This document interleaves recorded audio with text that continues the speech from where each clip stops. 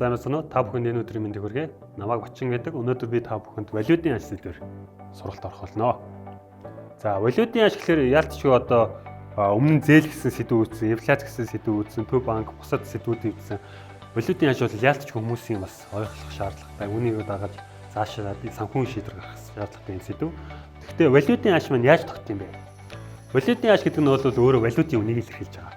Бид нар түрүүн бас өмнөх зээл гэсэн сэдвүүдээр мөнгийг ашигласны төлөө хөөдөлж байгаатай адилхан та гадаад валютыг худалдаж авахд төлж байгаа төлбөр болохоор валютын аж гэсэн. Тэгэхээр валютын аж юуг илэрхийлж байна гэхээр үндсэндээ бол одоо валютын хашийн үнийг юу тодорхойдог вэ гэхээр эрэлт нийлүүлэлт гол нь тогтоодог. Бид нар бол одоо Монгол улсын мөнгөнд тэмдэг төгрөг бол Монгол улсад одоо өөрөө ашиглагддаг. Гэтэл гадаад валют орж ирэхлээр түүнийг худалдаж авахд одоо тулгарч байгаа энэ ханшин болохоор эрэлт нийлүүлэлтээр зохицуул. Хэрвээ гадаад валют одоо эрэлт нь ихсээд эхлэх юм бол үндсэндээ бол нийлүүлэлтээс давж эрэлт нь ихсээд их юм бол үнэс нь харин эсрэгээр эрэлтээс нийлүүлэлт нь даваад байл. Эрэлт нь бага, нийлүүлэлт нь их байгаад ах юм бол үн буурна гэсэн. Тэгэхээр эрэлт нийлүүлэлтийг одоо ямар учиртай яаж зохицуулж юм? Эдийн засгаар яаж бидний амьдралд нөлөөлж байна гэдгийг дараагийн хүсэл слайдаар харуулна. Үндсэндээ бол эрэлт нийлүүлэлтийн юу шийддэг гэхээр нийлүүлэлт нь валютын орхон урсгал дээр хүлээлтийг нэмнэ. Нийлүүлэлтээр үндсэндээ бол одоо бид нар гадагшаа ихэд хэдэн цөөхөн идэхэн одоо бүтээгдэхүүнүүд гаргадаг шүү дээ, экспортлдог гэж хэлдэг. Үүнийхэн бол бас одоо Монгол улс руу мөнгө орж ирнэ. Харин бид нар өөрснөө бол гадаадаас маш их олон бүтээгдэхүүн худалдаж авдаг. Үүнээс улбатаагаар эрэлт үүсдэг. Үндсэндээ бол гарах урсгалыг илэрхийлж байна. Тэгээд үүн дээр бас хүлээлт нэмэгддэг. Ийм онцлогтой. За тэгээд валютын ашиг бол маш олон энэ эрэлт нийлүүлэлтийн тодорхойлох олон зүйл байдаг. Нэгдүгээр дэлхийн зах зээл, за нөгөө талд нь одоо манай дотоодын зах зээл, Монгол улсын дотоодын зах зээл цаашлаад өрсөлдөх чадвар, Монгол улсын одоо өөрөө бол импортлагч орн. Валютын аш одоо жишээлбэл Монгол улсад ханшин гадаад валютын аш үсэх юм бол долларын аш юм уу, юаны аш үсэх юм бол эргүүлээд манай Монгол улс импортлагч орн учраас илүү дарамттай гэсэн. Гэтэл эргүүлээд өрсөлдөх чадвартай өндөртэй орн жишээлх юм бол Япон улс. Япон улс бол автомашин үйлдвэрлэдэг. Автомашин үйлдвэрлэж экспортлдог, импортлдог, экспортлдог орнд бол валютын аш одоо сулрах нь тухайн одоо улсынхаа валютын ашиг сулрах илүү ашигтай гэсэн. Тэр нь өөрөө илрүүгээд гадагшаа экспорт хийж яхад тэр экспортын бүтээгдэхүүн нь бол хямдхан худалдаж авах. Toyota машиныг одоо Ford-ын автомашинтай харьцуулах юм бол одоо йений ханш сулраад ах нь эргүүлээд Toyota-гийн ашигтай гэсэн үг. Йений аш сулрах, тухайн улсын валютын аш сулрах. Тэр нь эргүүлээд Toyota-гийн машиныг хямдхан байлгана илүү их олон Toyota автомашин зарах боломжийг бүрдүүлж байна гэсэн. За тэгээд нөгөө талд нь бас компаниудын өөрийнх нь үйл ажиллагаа, засгийн газрын оролцоо маш чухал. Засгийн газар гэдэг нь бол өөрөө Монгол улсын засгийн газар ч юм уу, өөр улсын засгийн газар төсвийн зардал гарч байгаа тэр мөнгө маань зах зээл дээр хэрэглэж байгаа. Интервенц бас чухал. Монгол банкны одоо бодлогын хөө, мөнгөний бодлого чухал. Гэх мэт ийм олон хүчин зүйлс маань энэ яг эвлүүлдэг тоглоом шиг нийлжиж яг үннийг хэлэхэд бол валютын ашиг тодорхойлт юм байна. За тэгэхээр валютын ашиг бол олон хүчин зүйл тодорхойлт юм байна. Валютын ашид тулгардаг бас хэд хэдэн асуудал Монгол улсын хувьд байна. Монгол улсын хувьд жишээлх юм бол дэд бүтцийн асуудал байгаа. Валютын аш одоо сүүлийн үед бол дэд бүтц маш их ил аль одоо худалдаж авч байгаа бол зарж байгаа талд ил тод байхыг одоо Монгол банкнаас жишээлх юм бол ирмэлзэж өөрийн гэсэн дэд бүтцийг хөгжүүлээд Bloomberg ч юм уу холбогдох мэдээллийн хэрэгслүүдээр олвол явж байгаа. За цаашлаад Монгол улсад тулгарч байгаа бас нэг том хүндрэл бол манай Монгол улсын эдийн засгийн бүтц одоо цөөхөн идэхэн бүтээгдэхүүнүүн дээр экспортер тулгуурлаж байна. Уул уурхайн л бүтээгдэхүүнүүд байгаа шүү дээ. Тэгэхээр энэ уул уурхайн бүтээгдэхүүн юу нь бол шууд манай Монгол улс руу орж ирж их валютын одоо уурх урслыг тодорхойлох буюу валютын ашиг тодорхойлж байна гэсэн. За цаашлаад улирлын онцлог манай Монгол улс бол дөрвөн улирлын орн тэгээд хэд хэдэн чухал баяр байдаг.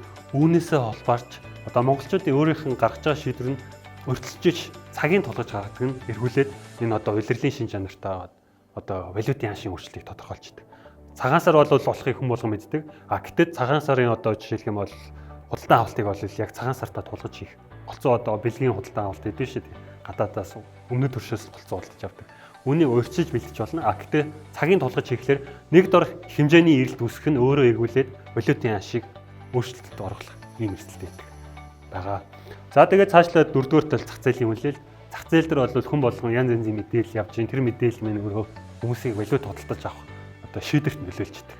Заримдаа бол валютын хааш өсгөн гэсэн одоо хиймэл одоо төөрөл бий болоод тэр маань өөрөө хэвлэл мэдээллийн хэрэгслээр явж эсвэл тэр нь одоо хүмүүс нөлөөснөөр хүмүүс одоо шаардлага үүсээгүй ч гэсэн хэмжээний валют худалдаж авах нь одоо богино хугацаанд валютын ханшийг өсгөх ийм хэрэгсэл юм болж байна. Энэ маань өөрөө одоо валютын ханшийн огцом өөрчлөлтүүдийг тодорхойлоод явт юм байна. Асуудлууд болж байгаа юм байна. За тэгээд төгрөгийн нийлүүлэлт болон валютын нийлүүлэлт болол эргүүлээд валютын ханш тодорхойлдог гэсэн. Гэхдээ хүмүүс бас их асуудаг. Одоо Монгол банкнаас валютын ханш зарлаад идэв штэ. Энэ одоо валютын ханш ямар учиртай юм бэ? Энэ өөрөө одоо банкны одоо банк санхүү байгуулж байгаа санал болгож байгаа валютын ханшнаас бага байгаад байна. Яг ямар учиртай юм бэ гэвэл валютын ханшийг Монгол банк тогтоод юм гэж асуув. Үгүй. Монгол банкнаас гарч байгаа энэ зарлж байгаа энэ валютын ханш бол өмнөх өдөр нь одоо банкуд хоорондын зах дээр арилжаасан валютын ханшийн дунджаар аваад ирэх маргааш нь гарч ирж байгаа валютын одоо зарлж байгаа ханш. Энэ зарлж байгаа ханш нь ямар ач холбогдолтой байна гэхээр Монгол улсад одоо шүүхийн шийдвэр гайлын төлбөр тооцоонд ашигладаг. Жишээлх юм бол гадаадаас одоо хүн машин импортлж оруулж ирнэ. Импортын машины одоо үн бол мэдээж төгрөгөөр ш гадаад валютаар илэрхийлж байгаа. Тэрүүнийгээ одоо ямар нэгэн байдлаар татвар төлөхөд тэр валютын одоо ханшийг яаж хөрвүүлэхэ гэдгийг Монгол банкнаас зарласан валютын ханшаар тодорхойлно. Эсвэл бол шүүхтэр маргаан боллоо. Дан ганц Монгол улсын иргэд аж ахуй нэгжээс гадна гадаадын аж ахуй нэгж хоорондын маргаан бий болж эхэлж байгаа. Монголчууд бол Монгол улсын иргэн аж ахуй нэгж гадаадын иргэн аж ахуй нэгжтэй маргаан үүслэхэд одоо төлөх төлбөрийг нь ямар ханшаар тодорхойлох вэ? Тэгэхээр Монгол банкны зарласан ханшаар тодорхойлж идэг гэсэн. Тэгэхээр энэ төрийн үйлчлэгээ одоо шүүх одоо татврын үйл ажиллагаанд болохоор Монгол банкны зарласан ханшийг ашиглах юм байна. Тэгвэл яг жинхнээс ханшийг хэн тогтоод юм гэхээр зах зээл тогтоодог. Зах зээл тогтооно гэдэг нь би та хүн болон валют одоо худалдаж авч одоо нөгөө талдаас нь банк санхүү байгууллага валют зарах хоорондоо ингэ зарилжуулах процесс маань өөрөө зах зээл гэсэн. Зах зээл дээр хэрэг эрэлт байна. Хэрэг валют авахыг хүсэж байна. Тэр нь эргүүлээд валютын ханшийг өсгөх хэрэгцээтэй. Харин эсвэргүүлээд хэрэг нийлүүлэлт нь гадаадаас их хэмжээний мөнгө орж ирэх юм бол эргүүлээд валютын ханш доктортой байх буюу одоо Монгол валютын ханшийг төгрөгийн ханш бол чангарах юм боломжийг бүрдүүлж байгаа.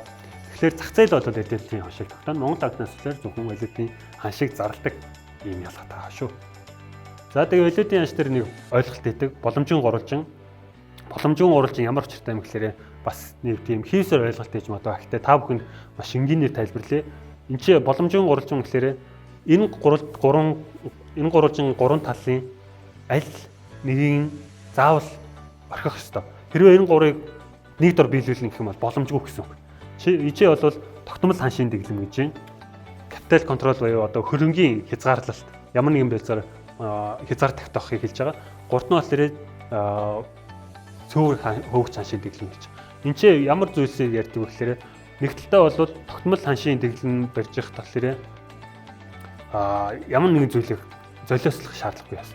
Юу золиослох гэхээр тогтмол ханшийн дэглэмийг барих үед бие даасан хараа тус мөнгөний бодлыг золиослох шаардлагатай. Үндснээ бол бие даасан хараа тус мөнгөний бодлыг золиослох гэдэг нь бодлогын хүү гэхээс илүү одоо гадаад валютын ханшийн өөрчлөлтөөр одоо эдийн засгийн тодорхойлогдож байна гэсэн. Эсвэл та одоо ямар нэгэн байдлаар капитал контрол тогтоох юм бол эргүүлээд капитал контрол гэдэг нь өөрөөр хэлэх юм бол гадаадын улсын иргэн та Монгол улсын нутаг дэвсдэр хөрөнгө оруулалт хийх одоо ямар нэгэн капитал эд хөрөнгө худалдаж авах энэ явцад эргүүлээд мөнгө гаргах процесс хийж байгаа. Нэг талаар мөнгө оруулахад хүндрэлтэй, айлсгүй мөнгө гаргахад хүндрэлтэй. Монгол улс бол өөрөө одоо жижиг эдийн засгт орон гадаадын валютын орчуулал орж арч идэг. Хэрвээ ямар нэгэн байдлаар энэ чинь хязгаарлалт тогтоох юм бол гадаадаас мөнгө орж ирэхгүй хязгаарлалт болоод байна.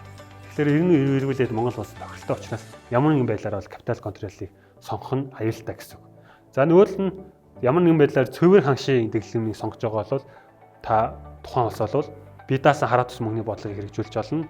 Валютын чөлөөтэй урсгалыг хэрэгжүүлж болно. Харин асуудал нь болохоор доктортой ханшийн үлэмжийг хязгаарлалт хийм ялгаатай байна. За тэгээд өргөжлүүдэд бол валютын ханшийг юу тодорхойлдог юм гэхээр төлбөрийн тэнцэл тодорхойлдог. Төлбөрийн тэнцэл гэдэг нь бол хүмүүс сонсч ирсэн мөнгөний гарах урсгал, орох урсгал гэж яваад байдаг. Үнэ бол төлбөрийн тэнцэл одоо гадаад улдааны тэнцэл хоёр бол тусдаа хоёр ойлголт юм байна шүү. Төлбөрийн тэнцэл гэдэг нь бол одоо экспорт импортоос гадна хөрөнгө оруулалт бүх мөнгийг нийлүүлээд тооцож байгаа. Манай Монгол улсын одоо орж байгаа мөнгө, гарч байгаа мөнгөний өрсөлдөлийг илэрхийлж байгаамаа. За үүн дээр болохоор үндсэндээ бол төлөвийн тэнцэл гэдэг болохоор ямар нэгэн байдлаар дотор нь данс байх ёстой. Нэг талдаа урсгал дансны тэнцэл, нөгөө талд нь хөрөнгө санхүүгийн дансны тэнцэлгээд энүүнийг тооцоод нийлүүлэхээр төлбөрийн тэнцэл гарч ирнэ. Төлбөрийн тэнцэл ашигтай байна гэхээр орох урсгал нь их байгаад байна. Гарах урсгалаасаа төлбөрийн тэнцэл алдагдaltaй байна гэдэг нь болохоор одоо гарч байгаа урсгал нь орох урсгалаасаа илүү гадагна гэсэн. Тэгэхээр төлбөрийн тэнцэл эцэстээ юу болж буудаг гэхээр Монгол улсын валютын нөөц болж бууддаг. Төлбөрийн тэнцэл ашигтай байгаад байх валютын нөөцүүд байна. Төлбөрийн тэнцэл алдагдaltaй юм бол валютын анш валютын нөөц багасаад байна гэсэн. Ийм ялгаад байгаа юм шүү. За тэгэхээр төлбөрийн тэнцэл дээр энэ орох гарах урсгалыг юу ярьд юм бэ? Энд чинь харуулъя. Орох урсгалын бодлоор бидний гадагшаа гаргаж байгаа экспортын бүтээгдэхүүнүүд хамгийн ихэнд орно. Зис, нүрс, алт, түүхийн нефт гэдэг. Одоо энэ за үүн дээр бол бас төмрийн хөдөр орж ирнэ. Энэ одоо экспортын бүтээгдэхүүнүүд бол орох урсгал нь болоод ирнэ. Бүтээгдэхүүн гарлаа, мөнгө орж ирлээ. За эргүүлээ зээл бонд. Одоо жишээлх юм бол гадаадаас зээл авах юм бол эсгүй бол Монгол Улсын засгийн газар гадагшаа бонд гаргаад тэрүүнээс орж ирж байгаа мөнгө бол орох урсгал болоод ирж байгаа гэсэн. За гадны тусламж орж ирнэ. Гадаадын шууд хөрөнгө оруулалт одоо оюутлах ч юм уу томоохон компани дээр гадаадаас хөрөнгө оруулж ирж байгаа тэр мань бол орох урсгал болно. За зуны үйлрэлд бол одоо гадаадын улсын иргэд жишээлх юм Япон, Солонгос иргэд бол Монголд орж ирдэг шүү, даялдаг. Энэ иргэд бол хүмүүс болохоор орох урсгал болоод манай Монголд мөнгө нь үлдэж байгаа гэсэн. За ийм орох урсгал юм. За гарах урсгалын хувьд бол импортын төлбөр манай Монгол улс бол өөрөө маш олон бүтээгдэхүүн импортлдог. Одоо хүнсний бүтээгдэхүүн за хамгийн их импортлдог зүйл бол бензин, тоног төхөөрөмж байгаа. За үйлчлэгийн төлбөр бас орно. Бид нар бол бас гадагшаа аялдаг, гадагшаа үйлчлэгээ маш их худалдаж авдаг. Үйлчлэгээ гэдэг санхүүгийн үйлчлэгээнүүд одоо лицензүүд гэх мэт иймэрхүү зүйлс орно. За бид нар бол Монгол улсад орж ирсэн зээл, бондын одоо санхүүжилтээ эргүүлээд хүү хэлбэрээр төлөх ёстой. Хугацаанд дуусгахлаар үндсэн төлөлтөд төлөх ёстой. Энэ бол гарах урсгал болно.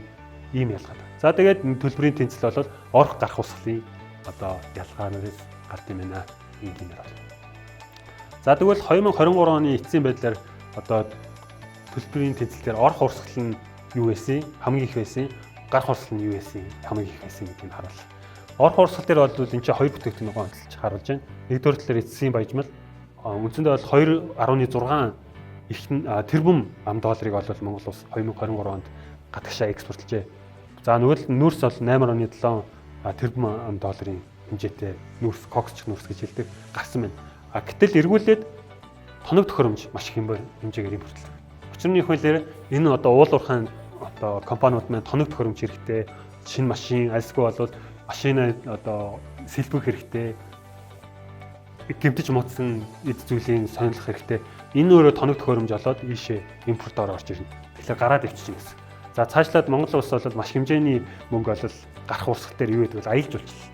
Энэ бол зүгээр аялал жуулчлалаас гадна эрүүл мэндийн аялал жуулчлал маш их сүүл юм гэж байна. Тэгэхээр энэ нь бол та гадагшаа аялах тусам тэр мөнгө чинь үндсэндээ бол гадагшаа гарах урсгал болоод явж байгаа юм шүү гэдгийг бас ойлгох хэрэгтэй. За бензин бол мэдээж манай Монгол улс бол хойд орчоос маш хэмжээний бензин худалдаж авдаг. Голлох бензинээ бол худалдаж авдаг. 1.8 тэрбум $, 2023 онд худалдаж авчээ. За мэдээж барилгын материал бол бас их байдаг. 1.1 тэрбум. Тэгэхээр орох урсгал бол ийм хэмжээнд байгаа ч гэсэн эргүүлээд гарах урсгал бас байгаа учраас මේ төлбөрийн тэнцэл өөрчлөгдөж байдаг. Яг нь 23 онд бол төлбөрийн тэнцэл бас ашигтай гарсан байгаа. Тэрүүгээрээ бас манай валютын нөөц өсөд Монгол улсын төгрөгийн ханшуул доктортой боломжтой байгаа. Гэхдээ энэ ч бол харуулж байгаачлан валютын ханшиг бол хэн нэгэн ганцаараа тодорхойлох хязгаарлах боломжгүй. Одоо Монгол банкнаас гадна засгийн газар байна. Засгийн газрын эрх хэрэгтүүд гайл татвар гээд бүхэн этгээдүүд орж ирнэ. Гадаадын шууд хөрөнгө оруулалтын бодлогот ордохолж байгаа одоо агентлагууд, яамдууд байгаа. Үүн дээр нэмээд бас аж ахуйн нэгж иргэд. Эдгээр мань эдийн засаг оролцож байгаа, зах зээлд оролцож байгаа бүх этгээдүүд мань валютын ханшиг тодорхойлоод явж идэг юм байна шүү.